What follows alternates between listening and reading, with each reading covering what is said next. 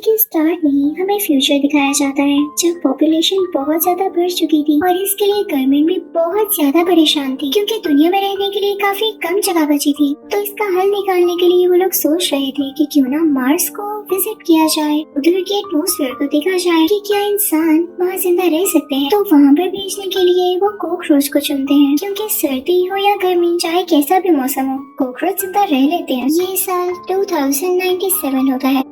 ये साल 2597 का होता है। कॉकरोच को मार्स पे भेजा जा चुका था। तो मूवी में जो नया सीन दिखाया जाता है वो 2597 का होता है, यानी 2597 का, जहाँ हम एक लड़की और एक लड़की को देखते हैं। लड़की का नाम निनाओ होता है और लड़के का नाम कोमाची। वो दोनों काफी डर कर किसी रोड पर भाग रहे होते हैं क्योंकि उनके पीछे पुलिस होती है। उन पर किसी मर्डर का इल्जाम होता है। तभी इन्हें एक डॉक्टर पकड़ लेता है जो कि गवर्नमेंट के लिए काम किया करता था, जबकि वो कहीं से डॉक्टर तो लग ही नहीं रहा था। फिर अब वो निनाओ और कोमाची से कहता है तुम लोगों को मेरे लिए एक काम करना होगा। अब वो इन दोनों से कहता है जो कॉकरोच 500 साल पहले मार्स पर भेजा गया था तुम लोगों को उसको मेरे पास लाना होगा ताकि मैं देख तो सकूं कि उसमें क्या चेंजेस आए हैं और इसका फायदा क्या होगा। वो ये कि मैं तुम दोनों पर लगे हुए इल्जामों को हटा दूंगा, तुम्हारे पीछे कोई पुलिस नहीं आएगी और इसके लिए मैं तुम लोगों को बहुत ज्यादा पैसा भी दूंगा। तो कोमाची और निनाओ मान जाते हैं, लेकिन उन्होंने फौरन ही मार्स के लिए नहीं निकलना था। इनकी पूरे 2 साल ट्रेनिंग होती है। इनके साथ और भी लोग होते हैं जिन्होंने मार्स पर जाना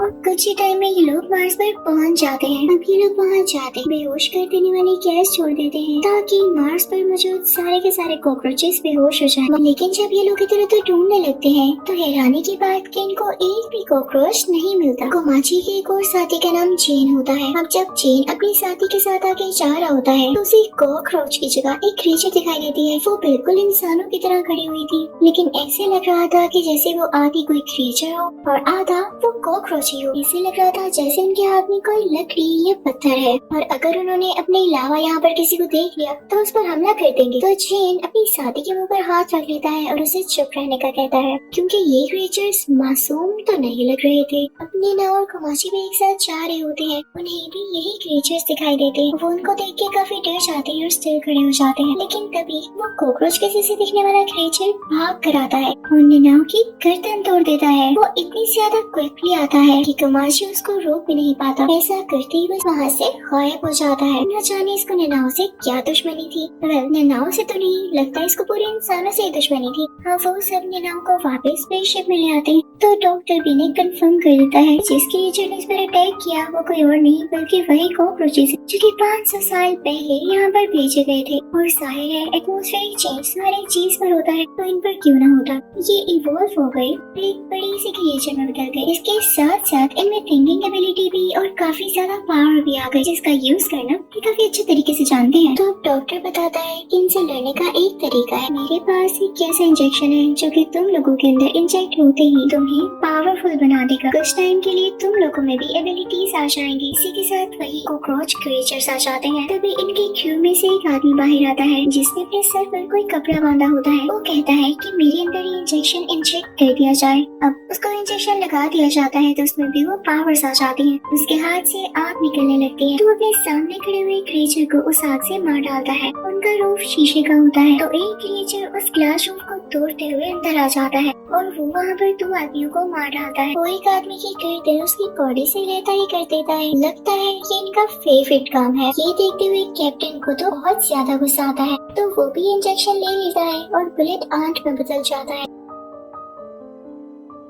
उसमें काफी पावर्स आ जाती है तो क्रिएचर का बहुत बुरा हाल करता है, उसकी बॉडी को काट डालता है। अब ये कॉकरोच आर्मी इनके स्पेसशिप की तरफ बढ़ने लगती है। अगर तो वो स्पेसशिप के अंदर आ जाते तो सब लोगों को भी मार देते और स्पेसशिप को भी डिस्ट्रॉय कर देते। तो ये सब लोग प्लान करते हैं कि अपने स्पेसशिप को लेते हुए यहाँ से निकल जाएं, लेकिन इससे पहले ही स्पेसशिप में एरर आ जाता है और ये लोग ऐसा नहीं कर पाते। तभी ये सोचते हैं कि हम पुरानी स्पेसशिप से जा सकते हैं, क्यों ना उसमें जाया जाए। अब ये सब लोग स्पेसशिप की तरफ चल पड़ते हैं, लेकिन कोमाची को बिल्कुल अच्छा नहीं लग रहा होता क्योंकि निनाओ मारी जा चुकी थी। ये सब लोग उसको यहीं पर छोड़कर जा रहे थे तो कोमाची निनाओ के पास जाता है। वो उससे कहता है कि मैं वापस जरूर आऊंगा और तुम्हें लेकर जाऊंगा। यहाँ पर हम देखते हैं कि निनाओ की बॉडी में कुछ चेंजेस आ रहे होते हैं और ये सारे लोग वहाँ से निकल जाते हैं। लेकिन तभी देखते हैं कि इनके सामने क्रिएचर्स का पूरा ग्रुप खड़ा है जिनको हराना बहुत मुश्किल है। तो इनमें से एक और आदमी खुद को इंजेक्शन लगवाता है, वो भी एक खौफनाक क्रिएचर में बदल जाता है जो कि किसी मॉन्स्टर के जैसे था। और उसकी एबिलिटी ये थी कि वो अपने मुंह से आग निकाल सकता था। वो उन पर आग फेंकने लगता है जिससे वो इस वेव से तो छुटकारा पा लेते हैं। अब वो आगे बढ़ने लगते हैं, लेकिन ज्यादा दूर नहीं गए थे कि तभी सामने से उनकी और आर्मी आ रही होती है। तो अब दो लड़कियां खुद को इंजेक्शन इंजेक्ट करती हैं और क्रिएचर में बदल जाती हैं। ये सब उन क्रिएचर से लेने की बहुत कोशिश करते हैं, लेकिन इस बार बार बार नाकाम हो रहे थे क्योंकि वो क्रिएचर बहुत ज्यादा स्ट्रॉन्ग थे। अब इनकी गाड़ी भी आउट ऑफ बैलेंस हो जाती है और पलट जाती है, उसमें से आग निकलने लगती है। वो बहुत बार पलटती है जिससे वो बिल्कुल डैमेज हो जाती है और उसमें से वो दोनों कैरेक्टर्स बाहर आकर गिरते हैं। लेकिन यहाँ मजे की बात ये होती है कि इतनी बार पलटने के बाद भी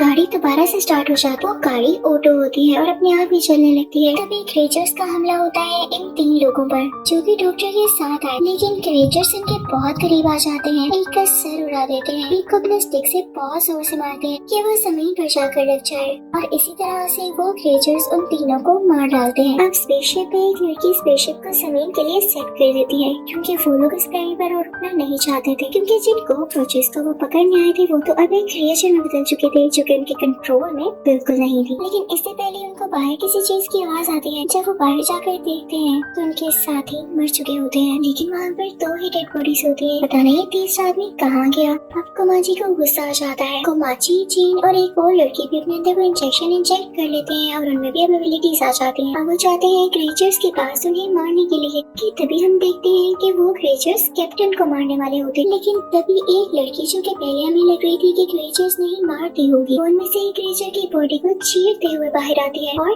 कैप्टन पर ही शूट कर देती है। साथ ही वो अपने एक साथी पर पानी फेंकती है और हमें यहाँ पर पता चलता है कि ये दोनों डॉक्टर के लिए सीक्रेटली काम करते थे। ये एक एग के बारे में डॉक्टर को बताते हैं। हो सकता है कि इन्हीं क्रिएचर्स का एग हो। उतनी देर में उस एग में से 2 क्रिएचर्स बाहर आ जाते हैं और तभी स्पेसशिप भी जमीन पर जाने के लिए तैयार हो जाती है। अब जब ये वो न्यूली बॉर्न क्रिएचर्स देखते हैं तो वो बाकी क्रिएचर्स को बुलाने लगते हैं कि वो स्पेसशिप को रोके। तो सारे के सारे क्रिएचर्स उड़ते हुए वहाँ पर आते हैं। अब ये सारे क्रिएचर्स इनकी तरफ बढ़ने लगते हैं। तो इनसे लड़ने के लिए इस वक्त सिर्फ कोमाची, चेन और एक लड़की ही बची थी और इनको समझ नहीं आ रहा होता कि उनसे कैसे लड़ेंगे। अब चेन को एक आइडिया आता है। वो सोचता है कि एक बार इंजेक्ट करने से हमें थोड़ी सी एबिलिटीज आती है। अगर हम इंजेक्शन दूसरी बार लें तो हमें ज्यादा एबिलिटीज आएंगी।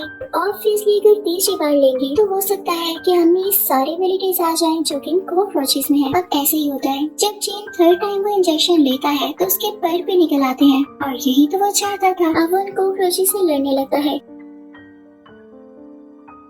लेकिन वो इतने ज्यादा और इतने स्ट्रॉन्ग होते हैं कि ये लोग उन्हें हरा ही नहीं पा रहे होते। तो अब चेन 4थी बार खुद को इंजेक्ट करता है जिसके बाद ये मॉन्स्टर बन जाता है और जाहिर है इसमें पावर्स भी उतनी ही होंगी। लेकिन काफी ज्यादा टाइम हो जाने के बाद भी जब वो क्रिएचर्स को नहीं हरा पाता तो वो काफी ज्यादा थक जाता है। तब कोमाची आगे आता है और वो कहता है कि मैं इन क्रिएचर्स को हराऊंगा। अब कोमाची इन क्रिएचर्स से लड़ने लगता है। जैसे ही कोमाची उन क्रिएचर्स में से क्रिएचर के पास जाता है तो वो क्रिएचर कोमाची को ही पकड़ लेता है और उसे मारने वाला होता है कि तभी उसकी नजर एक ग्लोइंग चीज पर पड़ती है जो कि उड़ के उसकी तरफ ही आ रही होती है। उससे बहुत ही प्यारी गोल्डन डस्ट गिर रही होती है। वो कोई फीमेल फेरी लग रही होती है। तो सुन लीजिए ये असल में थी कौन। ये नैना होती है जो कि अपने इस कैरेक्टर में परमानेंटली आ चुकी थी, यानी ये उस टाइम मुकम्मल तौर पर मरी नहीं थी बल्कि इसने वापस आना था। कोमाची ये देख के बहुत खुश होता है और नैना की तरफ बढ़ ही रहा होता है कि तभी क्रिएचर को समझ आ जाती है कि ये ग्लो कर रही है और हो सकता है कि जब इस पर शूट किया जाए तो ये ब्लास्ट कर जाए,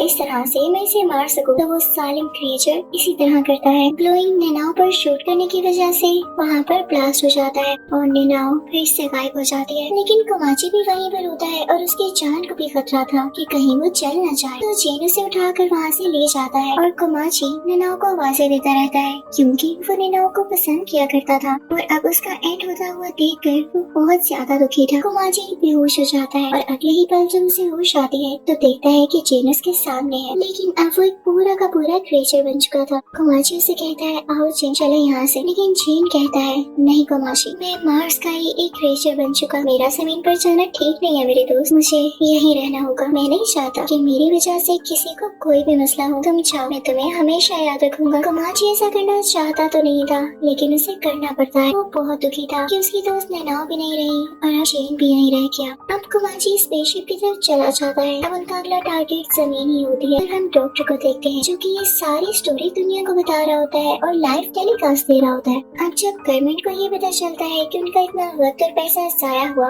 और डॉक्टर वहाँ से कुछ भी न ला पाया, वो अपने मिशन में फेल हो गया, तो वो हुक्म देती है कि इसको मार दिया जाए। इसने वहाँ जाकर लोगों की जानों से खेला है और हमें ट्रिक करने की कोशिश की है। अब हम देखते हैं कि जो डॉक्टर की असिस्टेंट होती है उसे भी उस पर काफी गुस्सा होता है क्योंकि वाकई डॉक्टर बात का पक्का नहीं होता, तो उस पर शूट करने लगती है। लेकिन डॉक्टर बहुत चालाक था, वो जानता था कि एट द एंड उसके साथ क्या होगा, तो वो उस बुलेट को कंट्रोल कर लेता है। वो काफी स्लो हो जाती है। तभी उसी गन पर हम एक स्पाइडर देखते हैं जिसके अंदर से एक गैस बाहर आती है। जैसे ही वो गैस वो लड़की सूंघती है तो उसकी तबीयत खराब होने लगती है और वो वहीं मारी जाती है। इसी के साथ इस मूवी का एंड होता है। आई होप आपको ये अच्छी लगी होगी। Thank you for watching.